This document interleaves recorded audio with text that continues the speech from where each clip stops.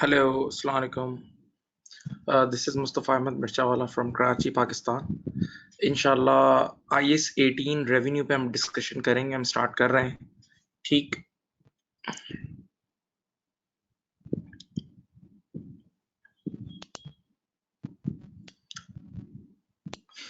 Okay जी students.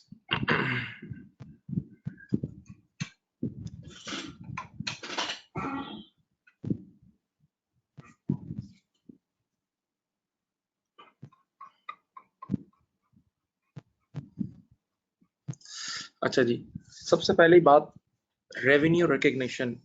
इस IS 18 standard की need क्या है?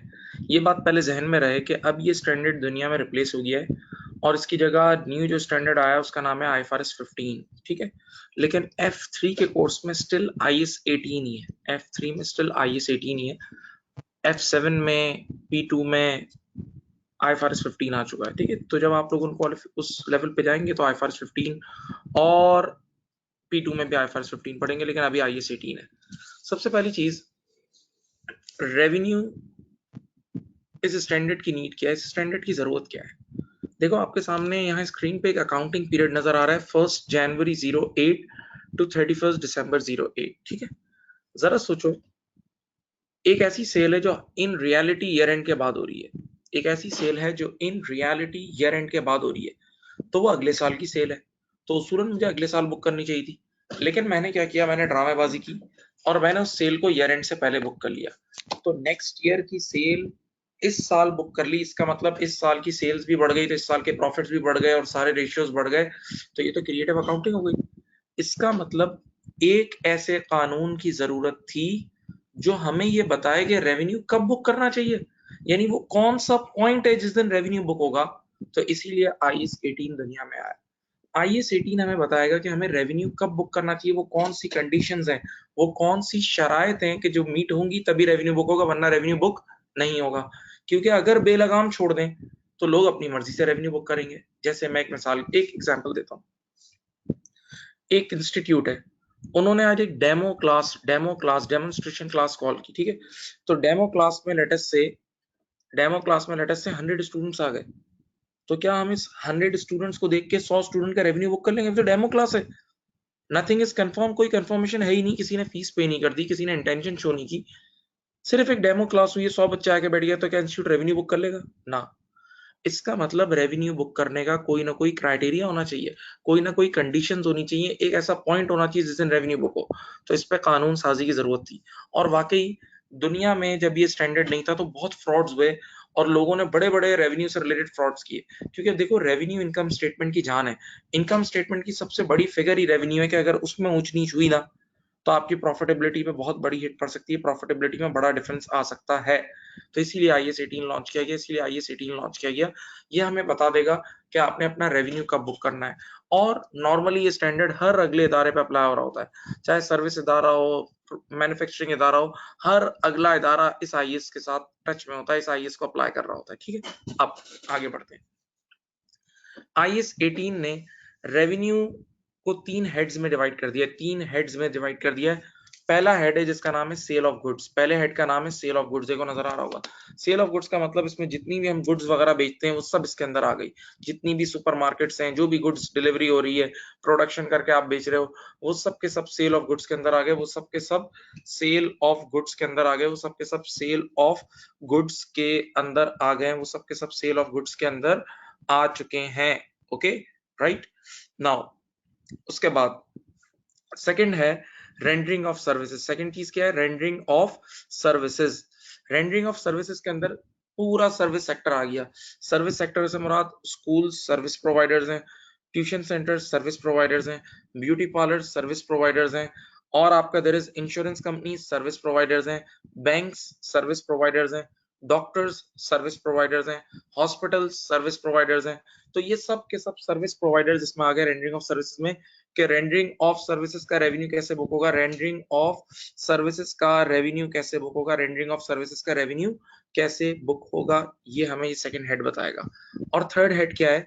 Assets owned by one party, assets owned by one party and used by other party. तीसरे head को सुकून से सुने.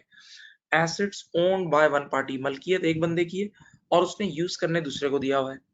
क्या मतलब? पहली एग्जांपल, बेटा पैसे मेरे थे, मैं पैसों का मालिक था, मैंने अपने पैसे बैंक में रखवाए, तो बैंक मुझे क्या देगी? इंटरेस्ट। तो इंटरेस्ट इनकम किस तरह बुक होगी? ये थर्ड हेड में हमें पढ़ाया जाएगा। Second example, dividends.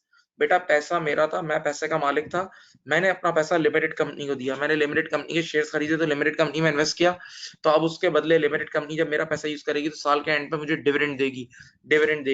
तो अब डिविडेंड मेरी इनकम है, मैं इस इनकम को अपनी बुक्स में कैसे रिकॉर्ड करूंगा? ये भी IAS 18 का ये तीसरा हेड बताएगा। एक और नाम लिखा हुआ है रॉयल्टीज। सर ये क्या है? सुनो, मैं एक साइंटिस्ट था और मैंने घर बैठे एक फॉर्मूला पूरा दिन पढ़ के कैंसर का इलाज ढूंढ लिया, एक फॉर्मूला ढूंढ लिया, ठीक है। अब मैंने वो फॉर्मूला ग्लैक्सोस्मिथक्लाइन को, एक कंपनी को जाके दिया, मैंने कहा आप ये प्रोडक्ट लॉन्च करें, ये मेडिसिन लॉन्च करें और इससे खूब कमाएं। लेकिन ये प्रोडक्ट इसलिए इतनी बिकेगी क्योंकि इसका फॉर्मूला तो मैंने लॉन्च किया है, ये प्रोडक्ट इसलिए इतनी चलेगी क्योंकि मैंने इसका फॉर्मूला बनाया है। तो GSK वालों को मैंने कहा कि आप मुझे इसकी रॉयल्टी दें, जितनी भी ये गुड्स बिके इसकी रॉयल्टी मुझे दें। तो आप सोचो, वो पेटेंट मेरा एसेट था, और उसे यूज कर रहा था कोई और GSK, तो उसके बदले मुझे रॉयल्टी देगा। तो ये भी इस तीसरे हेड में आएगा, ठीक है। तो याद रखना, रेवेन्यू को IAS 18 ने 3 हेड्स में डिवाइड कर दिया। पहला हेड है sale of goods. Number 2, rendering of services, जिसमें पूरा सर्विस सेक्टर आ जाता है। और थर्ड है assets owned by one party and used by other party, जिसके अंदर मैंने इंटरेस्ट इनकम की एग्जांपल दी, डिविडेंड इनकम की एग्जांपल दी, रॉयल्टीज की एग्जांपल दी, ठीक है। अभी इन सब की कंडीशन हम पढ़ेंगे, ओके। नाउ, अब इससे पहले कि हम रेवेन्यू की डेफिनेशन स्टार्ट करें,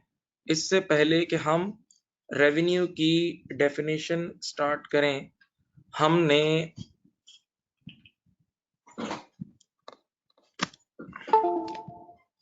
इससे पहले कि हम रेवेन्यू की डेफिनेशन स्टार्ट करें, हमें एक बेसिक छोटी सी चीज पढ़नी है। सुने आप, देखो बेटा, अगर आज एक इदारा सेल्स बुक करता है, आज एक इदारा कुछ गुड्स बेचता है और सेल्स बुक करता है, तो सेल्स बढ़ेगी। देखो जरा स्क्रीन पे देखें प्लीज, सेल्स बढ़ेगी तो अल्टीमेटली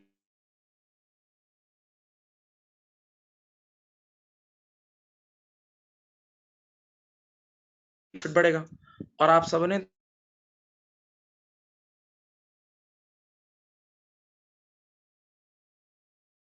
चला जाता है। मैं एक बार फिर बोल रहा हूँ, बेटा अगर आज मैं कुछ गुड्स बेचता हूँ और सेल्स बुक करता हूँ, तो जितनी मेरी सेल्स ज्यादा होगी उतना ही मेरा अल्टीमेटली नीचे अंडरलाइंग प्रॉफिटेबिलिटी भी ज्यादा होगी, प्रॉफिट भी ज्यादा होगा। सेल्स बढ़ेगी तो प्रॉफिट भी बढ़ेगा, सेल्स बढ़ेगी तो प्रॉफिट भी बढ़ेगा, और प्रॉफिट बढ़ेगा तो अल्टीमेटली रिटेन अर्निंग बढ़ेगी। और याद करो, तुमने पढ़ा हुआ है retain earning is the part of equity. Retain earning equity के पैकेट का हिस्सा होता है। तो मैं अब यूं कह सकता हूं कि अगर सेल्स बढ़ेगी तो प्रॉफिट बढ़ेगा तो रिटेन अर्निंग बढ़ेगी, और रिटेन अर्निंग बढ़ेगी तो इक्विटी बढ़ेगी। ओके, सही। तो इसका मतलब जब भी हम सेल्स करेंगे तो अल्टीमेटली हमारी इक्विटी बढ़ेगी, जब भी सेल्स बढ़ेगी तो अल्टीमेटली हमारी इक्विटी बढ़ेगी, यानी ओनर्स की वेल्थ बढ़ेगी, सेठ कमाएगा, ठीक। अब पहली चीज जिससे हम ये स्टैंडर्ड स्टार्ट कर रहे हैं, रेवेन्यू की ऑफिशियल डेफिनेशन, ये आपको आनी चाहिए, एग्जामिनेशन में आ जाती है। F3 लेवल पे वो रेवेन्यू की डेफिनेशन पूछ लेता है। तो मैं इसको पीसेस में कर करके आपको समझाता हूँ, तोड़ के। ये डेफिनेशन यहाँ टाइप हुई लिखी हुई है, इसकी स्क्रीन को थोड़ा एनहेंस करता हूँ, थोड़ा बढ़ा देता हूँ, ताकि आप लोग आराम से ये बात सुन लें, आराम से ये बात सुन लें। ओके, ठीक। चलो, क्या लिखा हुआ है? रेवेन्यू, पहली लाइन लिखी हुई है, देखो, revenue is the gross inflow of economic benefit. सबसे पहली बात देखो, मैंने अंडरलाइन करा, gross inflow of economic benefits, ठीक है। बेटा रेवेन्यू की जब भी बात आएगी तो ग्रॉस वर्ड आएगा, नेट नहीं। एक होता है नेट प्रॉफिट और एक होता है ग्रॉस इनफ्लो। सुनो, आप लोग हमारे पास पढ़ते हो तो आप लोग हमें एक फीस देते हो, आप हमें एक फीस पे करते हो। वो फीस जो है ना, वो ग्रॉस इनफ्लो है, लेकिन वो फीस पूरे के पूरे हमारी जेब में नहीं जाती। हम उस फीस में से डिफरेंट एक्सपेंसेस इनकर करते हैं, रेंट देते हैं, टेलीफोन पे करते हैं, टीचर्स को पे करते हैं, तो एंड में फिर इंस्टीट्यूट को प्रॉफिट बचता है ना, तो वो नेट होता है, ठीक है। तो हम जब भी रेवेन्यू की बात करेंगे तो नेट नहीं, gross. Revenue is gross inflow, पहला वर्ड याद रखना। जो आप लोग की तरफ से एग्जैक्ट फीस आती है वो हमारा रेवेन्यू है, ठीक है। तो रेवेन्यू के लिए नेट प्रॉफिट नहीं है बल्कि ग्रॉस इनफ्लो, याद है इनकम स्टेटमेंट के ऊपर की जो नंबर होता है। तो revenue is the gross inflow of economic benefits, पहली बात ड्यूरिंग द पीरियड। ये पहला वर्ड था। Arising, arising in course of ordinary activities, ये दूसरा वर्ड है, ordinary activities. Arising from ordinary activities, arising from ordinary activities. सुनो, ऑर्डिनरी एक्टिविटीज क्या चीज है? ऑर्डिनरी एक्टिविटीज वो चीज है कि जब कंपनी दुनिया में आ रही होती है तो वो अपने मेमोरेंडम और आर्टिकल्स में, कंपनी के कुछ फॉर्म्स होते हैं, उसमें हम अपना ऑब्जेक्टिव क्लॉज लिख देते हैं। ऑब्जेक्टिव क्लॉज में हम ये लिख देते हैं कि हम काम क्या करेंगे। हम फैन सेल करेंगे, या हम पेन बेचेंगे, या हम टीचिंग करेंगे। हम अपनी प्राइमरी एक्टिविटीज, हम अपनी ऑपरेटिंग एक्टिविटीज उसमें लिख देते हैं। तो जो हमने उसमें लिख दी ना अपने क्लॉज में, मेमोरेंडम और आर्टिकल्स में, तो वो हमारी ऑर्डिनरी एक्टिविटीज है। यानी ऑर्डिनरी एक्टिविटीज से वो कमाई होनी चाहिए, वो कमाई ऑर्डिनरी एक्टिविटीज से होनी चाहिए। तो यहां से एक बात समझ में आई, देखो जो आपने बचपन से पढ़ी हुई है, कनेक्ट करता हूँ। याद रखना, इन्वेंट्री हमारी ऑर्डिनरी एक्टिविटीज होती है ना। यानी सुपरमार्केट बनी है, सुपरमार्केट बनी है इन्वेंट्री बेचने के लिए, तो अब सुपरमार्केट वाला इन्वेंट्री बेचेगा ना, तो वो उसकी रेवेन्यू है। अगर सुपरमार्केट वाला फिक्स एसेट बेचता है, फिक्स एसेट यूज करने की नीयत से लिया है, तो वो उसका रेवेन्यू नहीं है, वो उसका रेवेन्यू नहीं है। और आपने बचपन से यही पढ़ा है, ठीक है। तो अभी तक इस डेफिनेशन में दो चीजें आ गई। Number one, revenue is the gross inflow of economic benefits, पहली बात ग्रॉस इनफ्लो, नेट नहीं gross. Number two, arising from ordinary activities. Ordinary activities का मतलब जिस काम के लिए कंपनी बनी है। जैसे मिर्चा वाला इंस्टीट्यूट जो हमारा इंस्टीट्यूट है, हमारी ऑर्डिनरी एक्टिविटीज क्या है? टीचिंग। हमारी ऑर्डिनरी एक्टिविटीज क्या है? टीचिंग है, ठीक है, राइट। आगे पढ़ते हैं। When those inflow result in increases in equity, ये काम की बात। When those inflow results in increases in equity, sir यहाँ इक्विटी से क्या मुराद है? यहाँ इक्विटी से एक ही मुराद है, रिटेन अर्निंग। यहाँ इक्विटी से मुराद रिटेन अर्निंग है, क्योंकि मैंने अभी आपसे बोला था, अभी आपसे ऊपर बोला था कि जब आप ये देखो, इधर देखो, जब आप सेल्स करोगे तो आपके प्रॉफिट्स बढ़ेंगे, प्रॉफिट्स बढ़ेंगे तो आपकी रिटेन अर्निंग बढ़ेगी, और रिटेन अर्निंग का बढ़ने का मतलब इक्विटी का बढ़ना है, सही है। तो यहाँ देखो, when those inflows results in increases in equity, तो यहाँ इंक्रीजेस इन इक्विटी का मतलब रिटेन अर्निंग का बढ़ना है। यहाँ इंक्रीजेस इन इक्विटी का मतलब रिटेन्ड अर्निंग का बढ़ना है, ठीक है। और आगे उसने इस बात को क्लियर भी किया है। देखो, other than increases, other than का मतलब के अलावा, के अलावा, other than increases relating to contribution from equity participants.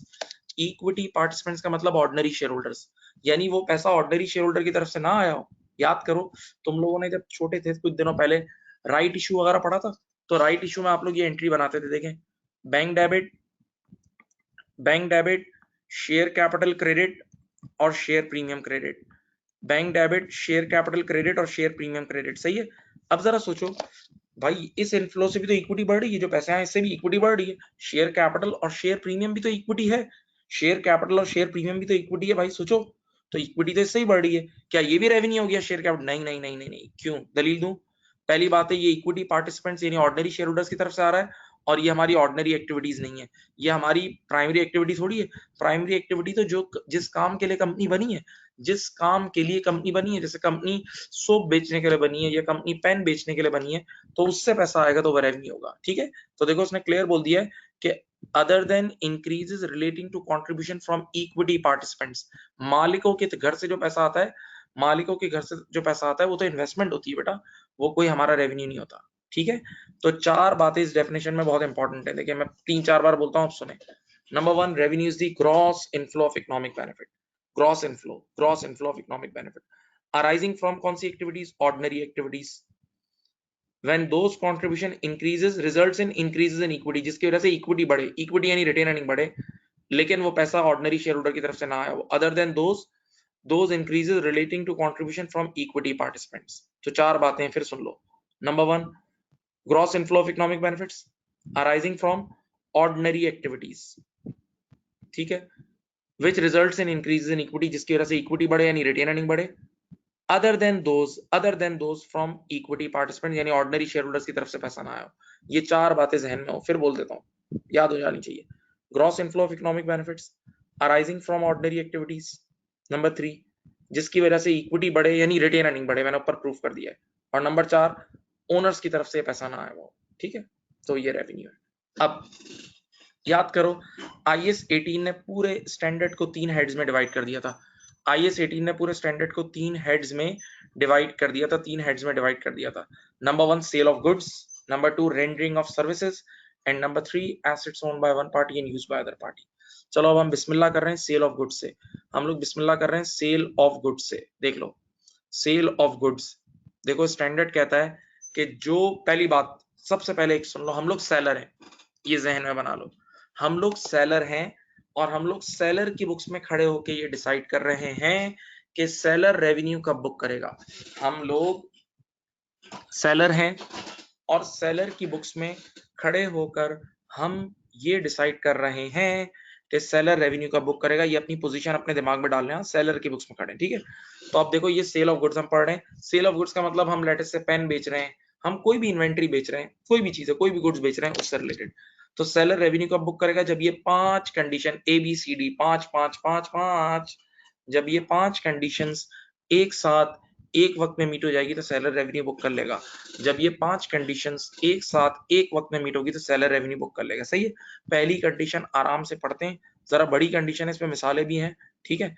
आप देखें number 1 the entity has transferred, the entity has transferred the significant risk and reward, the significant risk and reward of ownership of the goods to the buyer. Simple इसके अल्फाज है कि seller, हम लोग seller की books में, हम लोग कहां खड़े हैं, सेलर की बुक्स में। तो सिंपल बात ये कि सेलर ने बायर को इन गुड्स के रिस्क एंड रिवॉर्ड ट्रांसफर कर दिए, सेलर ने बायर को इन गुड्स के रिस्क एंड रिवॉर्ड ट्रांसफर कर दिए। तो अगर रिस्क एंड रिवॉर्ड ट्रांसफर हो गया है तो सेलर रेवेन्यू बुक करेगा, वरना रेवेन्यू बुक नहीं करेगा। अगर रिस्क एंड रिवॉर्ड ट्रांसफर हो गया है तो रेवेन्यू बुक होगा, वरना रेवेन्यू बुक नहीं होगा। सर कोई मिसाल है इसकी? जी बिल्कुल मिसाल देता हूँ, प्रैक्टिकल एग्जांपल देता हूँ, कार इंडस्ट्री से उठा के टोयोटा कंपनी वगैरह की एग्जांपल देता हूँ, ठीक है। एक आपको प्रैक्टिकल एग्जांपल देता हूँ, ये सुनिए बेटा। ये टोयोटा कंपनी है, देखो स्क्रीन पे नजर आ रही होगी, ये टोयोटा कंपनी है। आज टोयोटा कंपनी ने एक शोरूम पे अपनी गाड़ियां उतारी हैं 1 जनवरी 2018 को, देखो नजर आ रहा है। आज टोयोटा कंपनी ने अपनी गाड़ियां उतारी 1 जनवरी 2018 को एक शोरूम पे, सही है। और उसी वक्त गाड़ियां उतारते वक्त ही प्राइस फिक्स कर दी, गाड़ियां उतारते वक्त ही प्राइस फिक्स कर दी 20 लाख, 20 lakhs। टोयोटा कंपनी ने कहा कि भाई हम एक गाड़ी के एवज आपसे 20 लाख लेंगे और ये पेमेंट हम आपसे 3 महीने या 6 महीने बाद ले लेंगे। टोयोटा कंपनी ने शोरूम पे गाड़ियां उतारी और एक फिक्स प्राइस अभी से तय कर दिया 20 लाख रुपए। शोरूम वाले को बोला देख भाई तुम्हें 20 लाख रुपए हमें देने, हर हाल में देने इन गाड़ियों की, ठीक है, पर गाड़ी। अब जरा सोचो, एक महीने बाद, आपको पता है टोयोटा कंपनी समझ लो पाकिस्तान में लोकली असेंबल्ड होती है ना, तो इसका कंपटीशन फॉरेन गाड़ियों से जो बाहर से आती हैं, जैसे विट्स वगैरह जो आती है ना, जो बाहर से हम इंपोर्ट करते हैं, उससे कंपटीशन है। तो अब लेटेस्ट से एक महीने बाद अगर इंपोर्टेड गाड़ियों की इंपोर्ट ड्यूटी कम हो गई, जब इंपोर्टेड गाड़ियों की इंपोर्टेड ड्यूटी कम हो जाएगी तो वो गाड़ियां सस्ती हो जाएंगी। तो जब वो गाड़ियां सस्ती होंगी तो लोग वहां शिफ्ट हो जाएंगे, तो इन लोकल असेंबल्ड गाड़ियों की डिमांड गिर जाएगी, तो इनकी प्राइस भी गिर जाएगी। तो लेटेस्ट से 1-2 महीने बाद ये टोयोटा की गाड़ी हो गई 16 लाख रुपए की, ये टोयोटा की गाड़ी 16 लाख रुपए की हो गई मार्केट में। लेकिन शोरूम वाले के साथ क्या एग्रीमेंट किया उन्होंने कि हम तो 20 लाख पूरे लेंगे। इसका मतलब गाड़ी 16 की हो गई लेकिन शोरूम वाले ने अभी भी 20 देने। तो जो भी लॉस हुआ, जो भी नुकसान हुआ, शोरूम वाले को हुआ ना, जो भी नुकसान हुआ, जो भी लॉस हुआ, शोरूम वाले को हुआ ना। तो इसका मतलब टोयोटा कंपनी ने अपना रिस्क ट्रांसफर कर दिया शोरूम पे, टोयोटा कंपनी ने अपना रिस्क शोरूम पे ट्रांसफर कर दिया है। इसी तरह अगर कभी कभार ऐसा भी होता है कि इंपोर्टेड गाड़ियां महंगी हो गई तो लोकल गाड़ी भी महंगी होती है, इंपोर्टेड गाड़ी महंगी हो गई तो लोकल गाड़ी भी महंगी होती है, या करेंसी में कुछ ऊंच नीच हो, जैसे इस साल आपको पता है ना, इस साल ये अपनी सुजुकी कंपनी ने 3 बार मेहरान की प्राइस बढ़ाई है, तीसरी बार।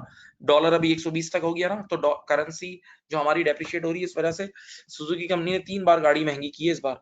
तो लेटेस्ट से अगर ये गाड़ी 16 की जगह हो गई 25 लाख की, तो जो एक्स्ट्रा वाला जो प्रॉफिट होगा वो भी शोरूम वाले को ही होगा। तो इसका मतलब मैं ये बोलूंगा रिस्क और रिवॉर्ड दोनों, रिस्क और रिवॉर्ड दोनों शोरूम वाले पे ट्रांसफर हो गए। Risk and reward of this car has been transferred to showroom वाला। हाँ भाई, इस गाड़ी के रिस्क एंड रिवॉर्ड शोरूम वाले पे ट्रांसफर हो गए, ठीक है। तो अब मैं अपनी बात को फिर से ऊपर जाके कंडीशन पढ़ रहा हूं, बहुत होश में एहतियात से आराम आराम से सुने। पहली कंडीशन क्या थी? The entity has transferred the significant risk and reward of ownership of the goods to the buyer। जिन गुड्स की बात हो रही है, सेलर ने उन गुड्स के risk and reward seller to buyer transfer होगा, उन गुड्स के risk and reward seller to buyer transfer होगा, सही है। अब पॉइंट नंबर ए की दो एक्सेप्शंस हैं। पॉइंट नंबर ए जो है ना उसकी दो एक्सेप्शन है। दो एक्सेप्शनल किस्से सुना रहा हूँ। और प्यारे बच्चों, अगर आपको वो किस्सा कभी भी नजर आए, इसका मतलब समझ जाना रिस्क एंड रिवॉर्ड ट्रांसफर नहीं हुआ। इसका मतलब समझ जाना रिस्क एंड रिवॉर्ड ट्रांसफर नहीं हुआ। पॉइंट नंबर ए की दो एक्सेप्शंस हैं। पॉइंट नंबर ए की दो एक्सेप्शंस हैं। अगर हजरात ये एक्सेप्शन आपको नजर आए तो समझ जाना रिस्क एंड रिवॉर्ड ट्रांसफर नहीं हुआ। ठीक है, आइए पहली एक्सेप्शन पढ़ते हैं। मैं आपको एक्सेप्शन पे ले जाता हूँ पॉइंट नंबर ए की। सुनो भाई, there are two exceptions of point number 1। seller has given right to return to buyer। क्या मतलब? बेटा आप लोगों ने अपने बचपन में जब छोटे थे, O levels, A levels, even FA2 में भी पढ़ा है, सेल और रिटर्न बेसिस। एक वर्ड आप लोग बड़ा मशहूर पढ़ते थे, सेल और रिटर्न बेसिस। उसमें क्या होता था, मेरी तरफ वीडियो में देखें। सेलर ने बायर के पास गुड्स रखवाई, सेलर ने बायर के पास गुड्स रखवाई और उनको बोला ये गुड्स अगर बिक जाए तो पेमेंट कर देना, और अगर ना बिके तो ये गुड्स वापस कर देना। याद है ये सेल और रिटर्न बेसिस, कि ये गुड्स रखें, अगर ये बिक जाए तो पेमेंट कर देना, वरना गुड्स वापस कर देना। ठीक है, तो दैट मींस आपने सामने वाले बायर को राइट टू रिटर्न दे दिया, राइट टू रिटर्न दे दिया है। तो याद रखना, अगर सामने वाले के पास राइट टू रिटर्न मौजूद है, तो जब तक उसके पास राइट टू रिटर्न मौजूद है, रिस्क एंड रिवॉर्ड ट्रांसफर नहीं हुए। जब तक उसके पास राइट टू रिटर्न है, रिस्क एंड रिवॉर्ड ट्रांसफर नहीं हुए। कैसे मिसाल दूं? देखो बेटा, ये पेन है ना, ये 1000 रुपए की थी। ये 1000 रुपए की पेन मैंने किसी की दुकान पे रखवाई। ये 1000 रुपए की पेन मैंने किसी की शॉप पे रखवाई। मैंने कहा अगर बिक जाए तो पेमेंट कर देना, वरना गुड्स वापस कर देना। अल्लाह की शान, कुछ दिनों बाद ये 1000 रुपए की पेन की मार्केट वैल्यू गिर के 500 रुपए हो गई। 1000 रुपए के पेन की मार्केट वैल्यू गिर के कितनी हो गई? 500 हो गई। तो जो बायर था ना, वो चालाक था, उसने देखा ये तो नुकसान वाला सौदा है। बायर चालाक था, उसने देख लिया वैल्यू गिर गई है, लेकिन उस बायर के पास क्या मौजूद था? Right to return. क्या मौजूद था? Right to return. तो उसने ये लो, मुझे ये थ्रो किया, बोला ये लो लेके जाओ वापस, ये लो वापस। तो सारा नुकसान मेरे ऊपर ही आ गया ना, सारा नुकसान दोबारा मेरे ऊपर ही आ गया ना। इसका मतलब बेटा रिस्क एंड रिवॉर्ड ट्रांसफर नहीं हुआ था। सही? तो याद रखना, अगर आप कभी किसी के पास गुड्स रखवा रहे हो सेल और रिटर्न बेसिस पे, और सामने वाले को राइट टू रिटर्न दे रहे हो, तो जब तक, तवज्जो सुने, जब तक सामने वाले के पास राइट टू रिटर्न मौजूद है, रिस्क एंड रिवॉर्ड ट्रांसफर नहीं हुए हैं और हम रेवेन्यू बुक नहीं कर सकते। हम रेवेन्यू बुक नहीं कर सकते। और ऐसा ही आपने बचपन में पढ़ा है, ऐसा ही आपने बचपन में पढ़ा है, ऐसा ही आपने बचपन में पढ़ा है। ओके, सही?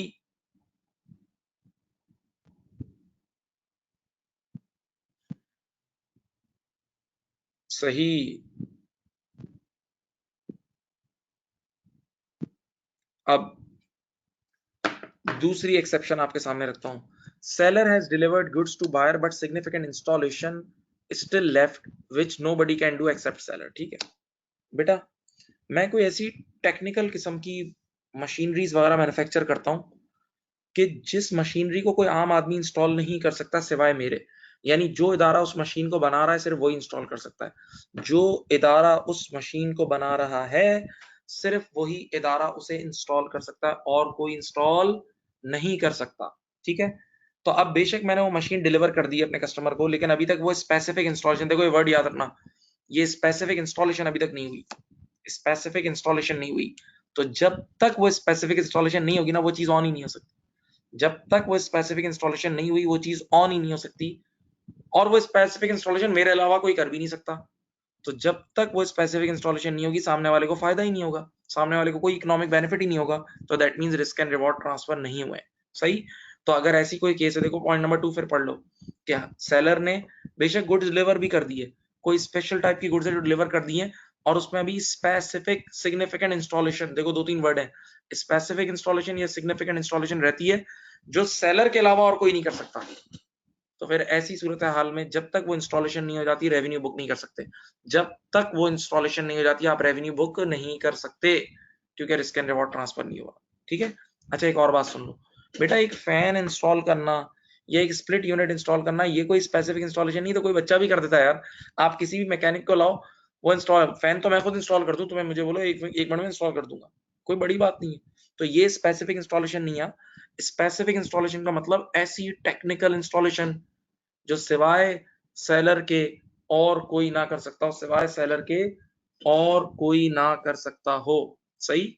ओके, तो अब मैं दोबारा प्यारे बच्चों पॉइंट नंबर 1 पे आ रहा हूं। ये तो उसकी एक्सेप्शंस थी।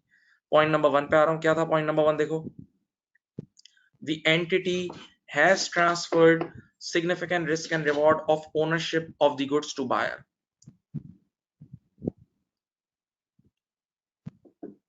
यानी क्या मतलब है इसका कि risk and reward seller to buyer transfer हो गए, पहली शर्त है, तभी सेलर रेवेन्यू बुक करेगा, वरना नहीं करेगा। दूसरी शर्त पढ़े द एंटिटी, यानी seller, entity mean seller, has no continuing managerial involvement to the degree usually associated with ownership and no longer has effective control over the goods sold। यानी सुनो भाई, जिन चीजों की बात हो रही है, जिन गुड्स की, अब मेरे हाथ से उसका कंट्रोल भी चले गया है, सेलर के हाथ से बायर का, सेलर टू बायर कंट्रोल भी ट्रांसफर हो गया, उनका कंट्रोल भी ट्रांसफर हो गया है। वैसे नॉर्मली कंट्रोल तब ट्रांसफर होता है जब हम डिलीवर कर देते हैं, जब हम गुड्स डिलीवर कर देते हैं तो कंट्रोल ट्रांसफर हो जाता है। बच्चे ने कहा सर इस कंट्रोल पे कुछ इल्मी गुफ्तगू हो सकती है? बिल्कुल हो सकती है, आइए समझाता हूँ। ये मैनेजरल इन्वॉल्वमेंट और ये कंट्रोल से मुराद क्या है बेटा? एक मालिक के पास अपनी गुड्स में तसर्रुफ का हक होता है, चेंजेस का हक होता है। जैसे आप जानते हैं मेरे पास एक कार है, तो वो जो मेरी गाड़ी है, मैं चाहूं तो अभी उसे ब्लैक कलर करा लूं, कौन रोकेगा? मेरी मर्जी, मैं जो कलर कराऊं, ये मालिक का हक है। मेरी गाड़ी बेशक 20 लाख रुपए की है, मैं 5 लाख रुपए में बेचना चाहूं बेच सकता हूं, ये मालिक का हक है प्राइस डिसाइड करना। तो अगर ये वाले जो हक मैंने गिनाए ना, जो मालिक के हुकूक होते हैं, अगर ये वाले हक, ये वाला कंट्रोल अगर सेलर टू बायर ट्रांसफर हो गया तो सेलर रेवेन्यू बुक कर सकता है, तो सेलर रेवेन्यू बुक कर सकता है। अब मैं आपको इसकी मिसाल देता हूं, रियल लाइफ एग्जांपल देता हूं, सुने। प्रैक्टिकली आपने देखा है टोयोटा के जो शोरूम्स होते हैं, तो टोयोटा कंपनी उन शोरूम्स पे गाड़ियां उतारती है, टोयोटा कंपनी उन शोरूम्स पे गाड़ियां उतारती है, सही। लेकिन शोरूम वाले को यहां से यूं पकड़ के रखती है टोयोटा कंपनी। शोरूम वाला उन गाड़ियों को लॉन्ग ड्राइव पे लेके नहीं जा सकता, शोरूम वाला उन गाड़ियों का कलर चेंज नहीं कर सकता, यहां तक के शोरूम वाला उन गाड़ियों की प्राइस भी डिसाइड नहीं कर सकता। प्राइस लिस्ट भी टोयोटा कंपनी की तरफ से आती है, और टोयोटा कंपनी जब प्राइस चेंज करती है तो एक साथ सारे शोरूम पे चेंज होती है। तो इसका मतलब पूरा कंट्रोल टोयोटा कंपनी के हाथ में होता है, उस शोरूम के हाथ में नहीं होता। टोयोटा कंपनी के हाथ में पूरा कंट्रोल होता है, शोरूम के हाथ में नहीं होता। दैट मीन्स टोयोटा कंपनी ने कंट्रोल ट्रांसफर नहीं किया। ओके, तो ये दो बातें आपको बता दी। पहली शर्त क्या थी? अगर सेलर रेवेन्यू बुक करना चाहे तो seller to buyer risk and reward transfer हो गया। दूसरी शर्त, seller to buyer control transfer हो गया हो, seller to buyer control transfer हो गया हो, सही। अब तीसरी शर्त है ना, समझ लो दुनिया के हर आईएएस में मनी मेजरमेंट कॉन्सेप्ट, सीधी बात है।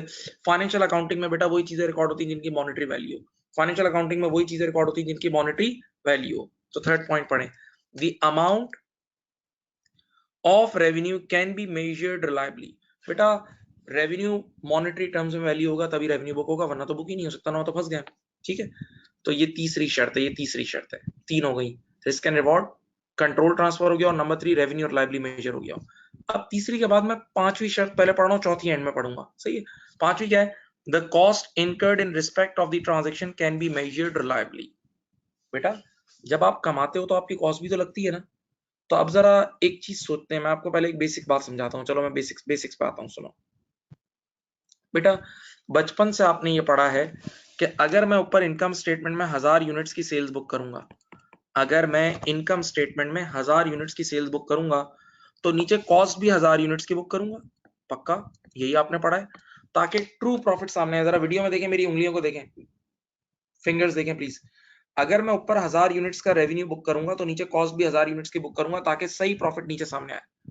ऐसा तो हम कभी भी नहीं करते। अब देखो जरा कि मैं सेल्स पूरी 1000 यूनिट्स की बुक करूं और कॉस्ट नीचे सिर्फ 100 यूनिट्स की बुक करूं, ऐसा तो हम कभी भी नहीं करते कि सेल्स हम 1000 यूनिट्स की बुक करें और कॉस्ट नीचे 100 यूनिट्स की बुक करें, तो प्रॉफिट शूट हो जाएगा ना, तो प्रॉफिट शूट हो जाएगा, तो गलत काम है, मैचिंग प्रिंसिपल अप्लाई नहीं हुआ। हाँ, तो जितने यूनिट्स की सेल्स बुक करते हैं उन्हीं यूनिट्स की कॉस्ट भी बुक करते हैं, तभी तो सही प्रॉफिट आएगा जी, मैचिंग प्रिंसिपल। अब जरा सोचो इस ऊपर क्या लिखा था कि भाई पहली 3 शर्तें मीट हो गई, पहली वाली 3 मीट हो गई, रिस्क एंड रिवॉर्ड वाली, कंट्रोल वाली, और रेवेन्यू और रिलायबली मेजर वाली। यानी रेवेन्यू तो रिलायबली मेजर हो रहा है, लेकिन जो कॉस्ट लग रही है वो रिलायबली मेजर नहीं हो रही, जो कॉस्ट नीचे लग रही है वो रिलायबली मेजर नहीं हो रही। तो अब आपकी अदालत में फैसला कराता हूं, एक काम करते हैं, रेवेन्यू हम बुक कर लेते हैं और कॉस्ट 0 रुपए बुक करते हैं। कॉस्ट तो रिलायबली मेजर हो ही नहीं रही, तो रेवेन्यू पूरा बुक कर लो और कॉस्ट 0 रुपए बुक करो। तो अगर तुम रेवेन्यू पूरा बुक करो और कॉस्ट 0 रुपए बुक करो तो प्रॉफिट एकदम शूट नहीं हो जाएगा? प्रॉफिट तो बहुत शूट हो जाएगा और मैचिंग प्रिंसिपल भी अप्लाई नहीं होगा। तो स्टैंडर्ड ने यूं हाथ से पकड़ के रोक लिया, बोला बेटे भाई जब तक कॉस्ट डिटरमिन नहीं हो जाती आप रेवेन्यू भी बुक नहीं कर सकते, क्योंकि मैचिंग प्रिंसिपल है ना, आपको तो मैच करके सही प्रॉफिट लाना है। जब तक कॉस्ट रिलायबली मेजर नहीं हो जाती आप अपने रेवेन्यू को भी बुक नहीं कर सकते। तो कॉस्ट का रिलायबली मेजर होना भी जरूरी है, सही है, तभी तो आप मैच करोगे, सही प्रॉफिट आएगा। हाँ जी, सोचें।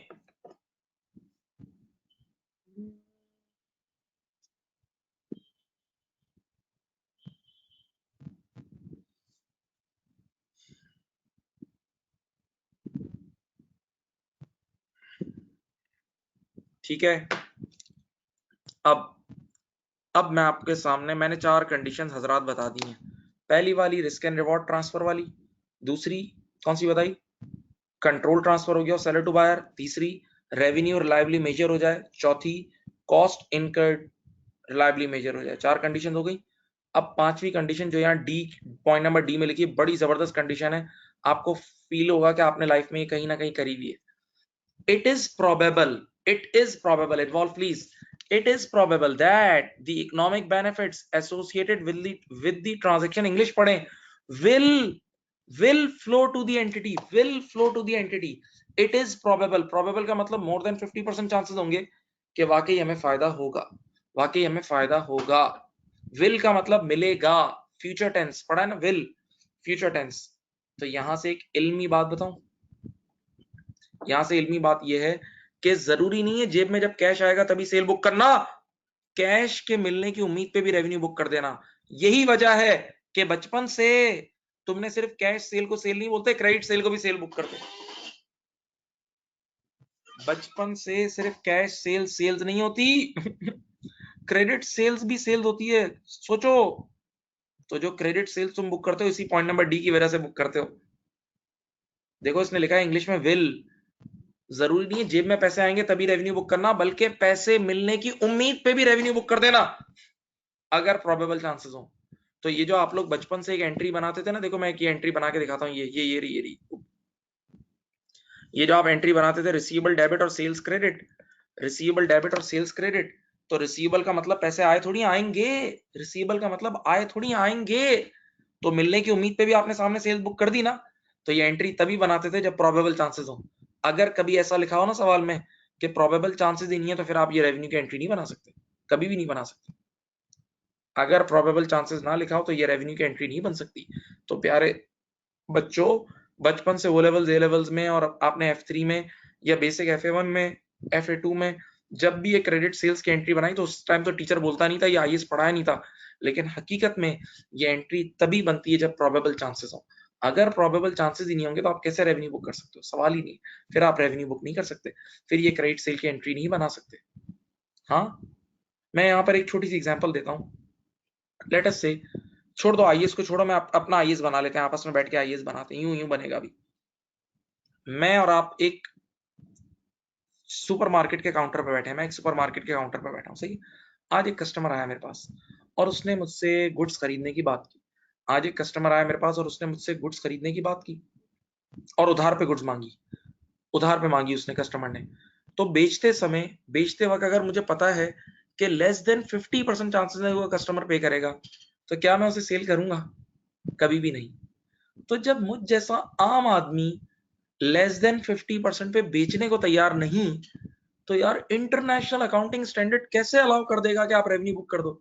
जब हम जैसे आम लोग, आम कॉमन मैन, यार कॉमन मैन, हम लेस देन 50% पे चीज बेचने को तैयार नहीं है, तो क्या कहना इंटरनेशनल अकाउंटिंग स्टैंडर्ड का, वो कैसे अलाउ कर देगा क्या आप रेवेन्यू बुक कर लो लेस देन 50% चांसेस पे? तो भाई मोर देन 50% होना जरूरी है, सही। ओके, तभी ये एंट्री बनती थी।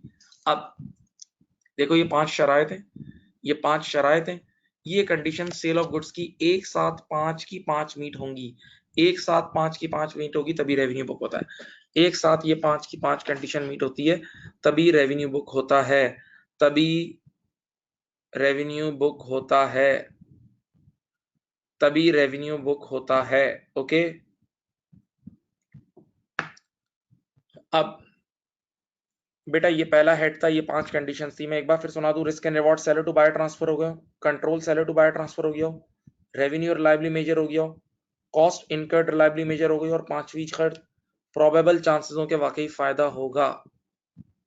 ठीक है, ये 5 कंडीशन मीट होंगी तो सेल ऑफ गुड्स का रेवेन्यू बुक हो जाएगा। ये 5 कंडीशंस मीट होंगी तो सेल ऑफ गुड्स का रेवेन्यू बुक हो जाएगा। Okay okay. अब दूसरा हेड है जिसका नाम है रेंडरिंग ऑफ सर्विसेज। दूसरा हेड है जिसका नाम है rendering of services involvement please must है। ये क्या है बेटा? आप सर्विस सेक्टर पे आते हैं, जरा एक बात सोचो, आप लोगों ने बचपन में सर्विस कॉस्टिंग भी पढ़ी हुई है बच्चों, तो आपको सर्विस इदारे का एक बड़ा कैरेक्टरिस्टिक शायद पता होगा कि services are intangible. Services are intangible, जैसे हम आपको लेक्चर देते हैं तो आपके दिमाग में एक नॉलेज चली जाती है, टच थोड़ी कर सकते हो आप उसे। Services are intangible. तो जब सर्विसेज इनटेंजिबल है ना, तो यहाँ जरा स्क्रीन पे देखो, ये 5 पॉइंट नजर आ रहे हैं ABCD। तो इनटेंजिबल है तो उसमें रिस्क एंड रिवॉर्ड का मसला भी नहीं है और ना कंट्रोल का मसला है। ना रिस्क एंड रिवॉर्ड का मसला है ना कंट्रोल का मसला है, तो ये 2 पॉइंट तो हटा दो, पहला वाला A और B हटा दो। बाकी 5 में से 3 एज इट इज नीचे कॉपी हो रहे होंगे, देखना बेटा 5 पॉइंट ऊपर पड़ा है ना अभी। तो सर्विसेज जब इंटेंजिबल है तो ना उसमें रिस्क एंड रिवॉर्ड का इशू है और ना उसमें कंट्रोल का इशू है, तो ये 2 पॉइंट्स आउट हो जाएंगे। और 5 में से बाकी 3 पॉइंट जो है ना C, D और E, ये अब देखो नीचे कॉपी हो जाएंगे। सर्विसेज सेक्टर, अब मैं आ रहा हूँ सर्विसेज पे, आ रहा हूँ, ये आ गया सर्विसेज पे। देखो सर्विसेज के अंदर 4 पॉइंट नजर आ रहे हैं जिसमें से 3 पुराने ही हैं। 3 पुराने ही आके खोल के पढ़ लो। A पुराना है, B पुराना है और D पुराना है। देख लो, आराम से देख लो। A पुराना है, B पुराना है और D पुराना है। A रेवेन्यू रिलायबली मेजर होना चाहिए, B प्रोबेबल चांसेस वाली बात जो अभी बताई थी, और D कॉस्ट इनकर्ड वो रिलायबली मेजर हो जाए। तो 3 पुराने पॉइंट आ गए और 2 हट गए। और एक सर्विस का सबसे किंग पॉइंट है जो अब मैं आपको बता रहा हूँ, सर्विस का ये C वाला point, point number C। Service का ये पॉइंट नंबर C सबसे किंग है, और वो क्या है? The stage of completion, the stage of completion of the transaction at the balance sheet date can be measured reliably, can be measured reliably। अब सुनो यार, सर्विस इदारे का सबसे बड़ा कैरेक्टरिस्टिक ये है कि सर्विस का रेवेन्यू बुक होगा स्टेज ऑफ कंप्लीशन के थ्रू, क्योंकि सर्विस आहिस्ता आहिस्ता करके नॉर्मली प्रोवाइड होती है। आप जरा अपना अपना F3 का कोर्स सोचें, F3 का कोर्स स्प्रेड होके हुआ, F2 का कोर्स स्प्रेड होके हुआ, आहिस्ता आहिस्ता करके सर्विस प्रोवाइड होती है। हाँ, तो ये सर्विस इदारे का एक कैरेक्टरिस्टिक है, वो आहिस्ता आहिस्ता करके प्रोवाइड होती है, तो उसको हम उसका रेवेन्यू बुक करते हैं stage of completion. Stage of completion का मतलब जितने परसेंट, सुनो, जितने परसेंट काम हो गया उतने परसेंट हम रेवेन्यू बुक करते हैं। जितने परसेंट काम हो गया उतने परसेंट हम रेवेन्यू बुक करते हैं। सही। अब बात सुनो, क्या लिखा हुआ है, अब मैं इस पर आपको एक मिसाल देता हूँ। लेट अस से एक इंस्टीट्यूट है, एक इंस्टीट्यूट है और उसका अकाउंटिंग पीरियड है 1 जनवरी 2018 से लेके 31 दिसंबर 2018। कोई भी इंस्टीट्यूशन है, एजुकेशनल इंस्टीट्यूट, और उनका ये अकाउंटिंग पीरियड है, सही है। अब बेटा दिसंबर में ईयर एंड हो रहा है तो नवंबर सेकंड लास्ट मंथ है। अब नवंबर में कुछ बच्चों ने हमारे पास एडमिशन लिया, नवंबर के मंथ में कुछ बच्चों ने, कुछ स्टूडेंट्स ने हमारे पास एडमिशन लिया, ठीक है। और उन बच्चों ने पढ़ना स्टार्ट किया, उन्होंने फीस एडवांस जमा करा दी। आपको पता है एडवांस फीस हमेशा एक लायबिलिटी होती है। Advance income means unearned income, advance income means unearned income, तो it's a liability, it's a liability, ठीक है। ओके। अब 1 नवंबर को उन्होंने पढ़ना शुरू किया बच्चों ने, तो अब टीचर ने पढ़ाना शुरू कर दिया और दिसंबर के एंड तक थोड़ा बहुत कोर्स करा दिया, यानी कुछ परसेंट कोर्स करा दिया।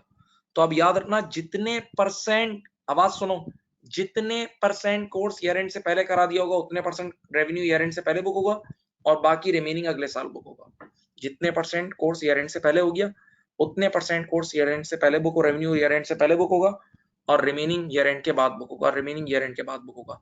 तो बच्चे ने ऐसे ही पूछा, सर ये स्टेज ऑफ कंप्लीशन कैसे निकलता है, ये स्टेज ऑफ कंप्लीशन कैसे निकलता है? बेटा प्यारे बच्चों, इसकी डिफरेंट बेसिस होती हैं, हर इदारे की अपनी बेस होती है। जैसे मैं अपने कोर्स के हिसाब से बताऊं, लेटेस्ट से जो कोर्स टीचर पढ़ा रहा था, जो कोर्स टीचर पढ़ा रहा था उसमें 10 चैप्टर्स थे, उसमें 10 चैप्टर्स थे टोटल, और ईयर एंड तक टीचर ने 4 चैप्टर्स पढ़ा दिए, 4 चैप्टर्स पढ़ा दिए। बेटा जो कोर्स था उस बुक में टोटल 10 चैप्टर्स थे और ईयर एंड तक टीचर ने 4 चैप्टर्स पढ़ा दिए। तो अब बताओ 4/10 इंटू 100 होगा 40%। 4/10 multiply by 100 will give you 40%। तो मैं यूं बोलूंगा कि ईयर एंड तक 40% कोर्स कंप्लीट हो गया है। तो अब हम क्या करेंगे बेटा, देखो ये अकाउंटिंग पीरियड नजर आ रहा है, 40% रेवेन्यू हम ईयर एंड से पहले बुक करेंगे और रिमेनिंग 60% रेवेन्यू हम अगले साल बुक कर देंगे, ठीक है। यानी जितने परसेंट कोर्स हो गया होगा उतने परसेंट रेवेन्यू अभी बुक करेंगे, रिमेनिंग अगले साल बुक करेंगे, ओके। हाँ, तो सर्विस सेक्टर के लिए कान खोल के सुन लो, दिमाग खोल के सुनो, सर्विस सेक्टर का सबसे किंग पॉइंट यही होता है कि हम रेवेन्यू को बुक करते हैं according to stage of completion. Service का किंग पॉइंट यही होता है कि हम रेवेन्यू को बुक करते हैं according to stage of completion. तो यहाँ पर एक और इल्मी बात बताऊं, अगर कभी प्यारे बच्चों स्टेज ऑफ कंप्लीशन 0% होगा, 0 अगर कभी स्टेज ऑफ कंप्लीशन 0% होगा तो आप रेवेन्यू बुक नहीं कर सकते, क्योंकि आपने कुछ काम ही नहीं किया आपने काम ही नहीं किया कुछ। जैसे ईयर एंड से पहले कुछ बच्चों ने फीस सबमिट कराई, ईयर एंड से पहले हमारे पास कुछ बच्चों ने फीस सबमिट करा और उन बच्चों को पढ़ाएंगे हम अगले साल। ईयर एंड से पहले कुछ स्टूडेंट्स ने फीस सबमिट कराई और उन बच्चों को हम पढ़ाएंगे अगले साल। तो ऐसी सूरत हाल में हम ईयर एंड से पहले कोई रेवेन्यू बुक नहीं कर सकते, क्योंकि 0% स्टेज ऑफ कंप्लीशन, काम ही नहीं किया। तो स्टेज ऑफ कंप्लीशन इज फर्ज, काम स्टेज ऑफ कंप्लीशन नहीं होगा तो रेवेन्यू बुक ही नहीं हो सकता, रेवेन्यू बुक ही नहीं हो सकता, सवाल ही नहीं पैदा होता, ठीक है। Be very careful. अब एक बार पार्ट 2 लेवल पर एक सवाल आया था, पहले दौर में एक सवाल आया था बहुत सालों पहले, मुझे वो सवाल याद है, अच्छा सवाल है। मैं कहानी बना के आपको सुनाता हूँ, आप लोग गौर से सुनेंगे तो समझेंगे, गौर से सुनना है लेकिन अब अटेंटिव हो जाना है फुल टाइम, ठीक है। तो stage of completion is must. चलो आ जाओ, ये एग्जांपल देता हूँ, देखो होटल की एग्जांपल देता हूँ। बेटा समझ लो कि हमारा दुनिया के किसी मुल्क में एक होटल था, ठीक है, सऊदीया में था या किसी मुल्क में हमारा एक होटल था, ठीक है। अब होटल इंडस्ट्री में क्लाइंट किस तरह आते हैं, कस्टमर्स, वो पहले से देखो, जब बंदा अपनी वेकेशंस प्लान करता है ना, तो पहले से होटल बुक करा लेता है। जैसे मुझे अगर 2 महीने बाद अभी यूएस जाना है या 2 महीने बाद यूके जाना है, तो मैं अभी से अपनी होटल पहले से बुक करा लेता हूँ ताकि रेट्स जरा अच्छे मिल जाए। तो पहले कस्टमर बुकिंग करता था, कस्टमर सबसे पहले होटल की बुकिंग करता था, बुकिंग समझ लो फ्री में होती थी या 5% पे करके बुकिंग कर लो, 5% ऑफ द टोटल अमाउंट पे करके बुकिंग कर लो, तो बुक हो जाएगा आपका होटल। हाँ, और फिर 2 महीने बाद कस्टमर रहने आता था यहाँ, तो कस्टमर जो उस जगह को यूटिलाइज करता था वो यहाँ करता था 2 महीने बाद, ठीक है। अब अक्सर और बेशतर ऐसा होता था कि कस्टमर ने बुक तो करा लिया, लेकिन बीच में उसका इरादा चेंज हो गया। इरादा चेंज होने का मतलब उसको वीजा नहीं मिला उस मुल्क का, या उसके कुछ फाइनेंशियल प्रॉब्लम्स हो गए, या उसको कोई और अच्छा होटल मिल गया, तो वो हमारे होटल में एंड टाइम पे आता ही नहीं था, तो वो बुकिंग कैंसिल हो जाती थी। इसका मतलब बुकिंग असली चीज नहीं थी, इसका मतलब बुकिंग असलियत नहीं थी, असलियत थी जब वो आके रहे। जब वो आके रहे तो हमारे इदारे की पॉलिसी भी यही थी कि जब कस्टमर वाकई आकर रहता था हमारे रूम्स में, तब हम रेवेन्यू बुक करते थे। ये old policy of book revenue है, ओल्ड पॉलिसी देखो नजर आ रही होगी तुम्हें स्क्रीन पे, कि बुकिंग के टाइम पे हम रेवेन्यू बुक नहीं करते थे, क्योंकि बुकिंग तो 1 मिनट में कैंसिल हो जाती थी, और बुकिंग के टाइम पे कस्टमर ने चवन्नी दी हुई इतना सा पैसा दिया है, तो बुकिंग की तो कोई औकात ही नहीं थी, और बुकिंग कैंसिल भी कर देते थे वो लोग। हाँ, तो इसका मतलब जब कस्टमर आके रहता था तभी हम रेवेन्यू बुक करते थे, ये सवाल में लिखा हुआ था। अब उस सवाल में एक कहानी और आई, यही चीज थी और एक कहानी और आई। अब हमने ये देखा कि हमारे सारे कॉम्पिटिटर्स थके हुए हैं, उस इंडस्ट्री में हमारे सारे कॉम्पिटिटर्स थके हुए हैं, सब थक चुके हैं, और सबसे अच्छी सर्विस हम दे रहे हैं। तो हमारा ये जो दिमाग है ना, ये घूम गया एकदम। और हमने क्या किया सुने, क्वेश्चन में लिखा था कि हमने एक पॉलिसी बनाई कि आज के बाद जो भी कस्टमर बुकिंग कराएगा ना यहाँ, वो कस्टमर अपनी इंश्योरेंस भी कराएगा। जो भी कस्टमर बुकिंग कराएगा होटल की, वो अपनी इंश्योरेंस भी कराएगा। इंश्योरेंस कैसी, कि अगर एंड टाइम पे वो कस्टमर रहने नहीं आया, अगर एंड टाइम पे वो कस्टमर रहने नहीं आया, तो इंश्योरेंस कंपनी उसके पैसे देगी, इंश्योरेंस कंपनी सारे उन रूम्स के पैसे देगी। तो अब इसका मतलब बुकिंग वाले दिन हर चीज कंफर्म हो गई ना। अब बुकिंग वाले दिन हर चीज कंफर्म हो गई कि अब अगर कस्टमर आएगा ही आएगा, पहली बात है, और अगर नहीं आया तो इंश्योरेंस कंपनी पैसे देगी। 100% पक्की बात है, और इंश्योरेंस कंपनी 20 साल पुरानी है, बेहतरीन कंपनी। ये सवाल में लिखा था। अब सवाल में लिखा हुआ था कि अब डायरेक्टर्स ये कह रहे हैं कि बजाय हम रेवेन्यू यूटिलाइजेशन वाले दिन बुक करने के, हम यहाँ पहले ही बुकिंग वाले दिन रेवेन्यू बुक करेंगे। हम बुकिंग वाले दिन ही अब रेवेन्यू बुक करेंगे, हम बुकिंग वाले दिन ही अब सोच रहे हैं कि रेवेन्यू बुक कर लें, क्योंकि अब तो कंफर्म ही ना, 100% कंफर्म है। तो सवाल ये है, उसने सवाल में पूछा था कि अकॉर्डिंग टू IS 18 क्या ये काम किया जा सकता है? अकॉर्डिंग टू IS 18 क्या ये काम किया जा सकता है? जवाब ऐसे जवाब नहीं दूंगा, देखो सुनो, मैं IS 18 के रेंडरिंग ऑफ सर्विसेज की चारों कंडीशंस को अप्लाई करके जवाब इज नो, नहीं किया जा सकता ये काम। रेवेन्यू बुकिंग वाले दिन नहीं हो सकता। उसकी वजह बताऊं? रेंडरिंग ऑफ सर्विसेज की भी 4 शर्तें पढ़ाई थी, 4। रेवेन्यू रिलायबली मेजर्ड, हाँ ये कंडीशन मीट हो रही है, हमें पता लग जाएगा कि कस्टमर ने 2 रूम बुक कराए और 5 दिन के लिए कराए, तो रेवेन्यू रिलायबली मेजर हो गया। कॉस्ट भी रिलायबली मेजर हो जाएगी, हमें पता है कि एक रूम की कितनी कॉस्ट होती है। Probable chances of economic benefit भी है, बिल्कुल है, क्योंकि अगर कस्टमर नहीं आया तो इंश्योरेंस कंपनी देगी, और इंश्योरेंस कंपनी बहुत पुरानी है, पक्का। 3 कंडीशन मीट हो रही है, लेकिन आखिरी क्या है? Stage of completion. Stage of completion का मतलब आपने काम भी किया हो, सर्विस दी हो। तो बुकिंग वाले दिन कोई सर्विस थोड़ी दी, बुक सर्विस तब देंगे जब वो आके रहेगा। सर्विस तब देंगे जब वो आके रहेगा, और वो आके रहेगा 3 महीने बाद, और वो आके रहेगा 3 महीने बाद या 2 महीने बाद। तो इसका मतलब आप यहाँ रेवेन्यू बुक नहीं कर सकते, आप बुकिंग वाले दिन रेवेन्यू बुक नहीं कर सकते, क्योंकि stage of completion is 0%। Booking वाले दिन तुमने सर्विस थोड़ी दी है, सर्विस तो तब दोगे जब वो आके रहेगा। तो नीचे सोल्यूशन में लिखा हुआ था कि ये स्टेज ऑफ कंप्लीशन की पॉइंट की वजह से आप रेवेन्यू बुक नहीं कर सकते। स्टेज ऑफ कंप्लीशन के पॉइंट की वजह से आप रेवेन्यू बुक नहीं कर सकते, आप रेवेन्यू बुक नहीं कर सकते। ओके, सही, ठीक है। तो स्टेज ऑफ कंप्लीशन का होना मस्ट है, स्टेज ऑफ कंप्लीशन का होना मस्ट है। ओके, एक और मिसाल एक्स्ट्रा देता हूं, चलो एक्स्ट्रा मिसाल सुन लो, अब आए हो तो सुन ही लो यार। कई बार ऐसा होता है कि कुछ कंपनीज जो है ना, वो जेनरेटर्स वगैरह की या लिफ्ट्स वगैरह की मेंटेनेंस करती है। पता है, बिल्डिंग्स में लिफ्ट लगी होती है तो उनकी मेंटेनेंस करती है, तो वो मेंटेनेंस सर्विस दे रही होती है, वो कंपनीज बेसिकली मेंटेनेंस सर्विस दे रही होती है। तो कुछ कंपनीज पूरे साल की एडवांस फीस आपसे स्टार्टिंग पे ले लेती है, वो कंपनीज पूरे साल की या 2 साल की एडवांस मेंटेनेंस फीस आपसे एडवांस स्टार्टिंग में लेती है, और फिर आहिस्ता आहिस्ता करके सर्विस देती है।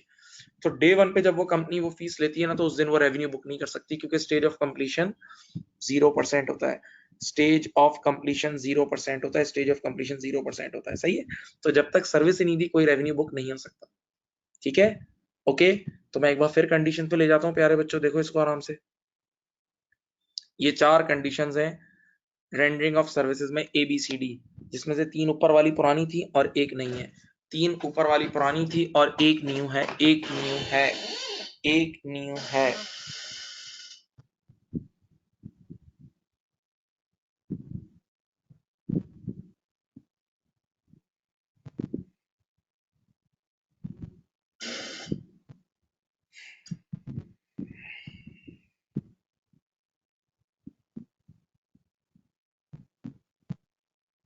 सही,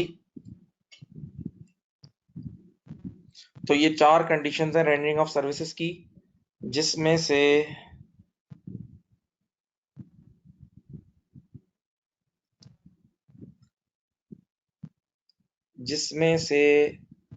जो पॉइंट नंबर C है वो सबसे स्ट्राइकिंग पॉइंट है। मैंने अपनी लाइफ में जब भी IS 18 का ये वाला एरिया आया है ना, रेंडरिंग ऑफ सर्विसेज, उसमें फैसला हमेशा स्टेज ऑफ कंप्लीशन के ऊपर ही होता है, उसमें फैसला स्टेज ऑफ कंप्लीशन के ऊपर ही नॉर्मली होता है। ओके, ठीक है। अब ऑलमोस्ट ये IS खत्म है। एक आखिरी हेड था, assets owned by one party and used by other party. एक आखिरी हेड था जिसका नाम था assets owned by one party and used by other party. ये देख लो, जिसके अंदर मैंने आपको बताया था इंटरेस्ट, डिविडेंड्स और रॉयल्टीज वगैरह आती है, इंटरेस्ट, डिविडेंड्स और रॉयल्टीज वगैरह आती है, ठीक है। अब मैं, ये बहुत छोटा सा हेड है और बहुत कम टाइम में हो जाएगा, ठीक है बेटा। पहली बात है, अगर आप अपने पैसे बैंक में पैसे रखवाते हो ना, तो अब कोई कॉस्ट लगेगी नहीं, कॉस्ट लगती नहीं है ना, डिविडेंड के अंदर कोई कॉस्ट लगती है। तो इस केस में बेटा कॉस्ट वाला पॉइंट रिमूव हो गया। तो वो जो 3 पॉइंट नहीं थी, revenue reliably measured, cost reliably measured और प्रोबेबल चांसेस, उसमें से कॉस्ट वाला पॉइंट हटा ही दो, क्योंकि कॉस्ट लगती नहीं है। तो बस सिर्फ 2 पॉइंट्स हैं इसके।